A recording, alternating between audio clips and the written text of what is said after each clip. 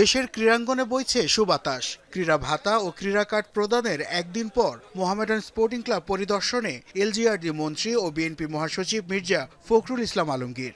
রাজনৈতিক উত্তাপের বাইরে তার উপস্থিতি উৎসাহ জুগিয়েছে ক্লাব সংশ্লিষ্ট সকলকে। মোহামেডানের নতুন কমিটির সাথে পরিচিতির পর ফুলেল শুভেচ্ছা জানানো হয় এই বিএনপি নেতাকে।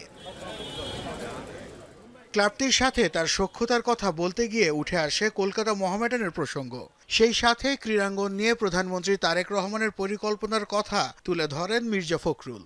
যারা খেলোয়াড় তারা যেন পেশাজীবী হয়ে ওঠে খেলাকে নিয়ে, সেটাও তার মাথার মধ্যে রয়েছে এবং সেই লক্ষ্যেও তিনি কাজ শুরু করেছেন।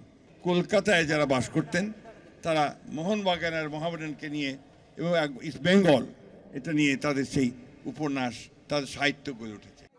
সরকারের শীর্ষ নেতাদের আগমনে ঈদ পরবর্তী মিলন মেলায় পরিণত হয় মোহামেডান প্রাঙ্গণ। সাবেক খেলোয়াড় থেকে শুরু করে সংগঠকদের পদচারণায় মুখরিত হয় চারপাশ। দীর্ঘদিন পর প্রিয় জায়গায় ফিরে নিজেদের মধ্যে গল্পে মাতেন তারা।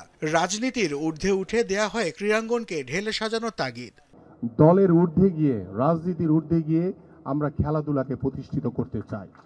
আমরা চাই সেই আহ্বানী ক্লাবকে, সেই আহ্বানী ক্লাব যাতে আবার স্বরূপে ফিরে আসে। পাশাপাশি আমাদের আগামীর বাংলাদেশে তৃণমূল পর্যায় থেকে খেলাধুলাকে আমাদের মাননীয় প্রধানমন্ত্রী সর্বোচ্চ গুরুত্ব দিয়েছেন। মোহামেডান ক্লাবও রাজনীতিকরণ হোক, আমরা এটা চাই না।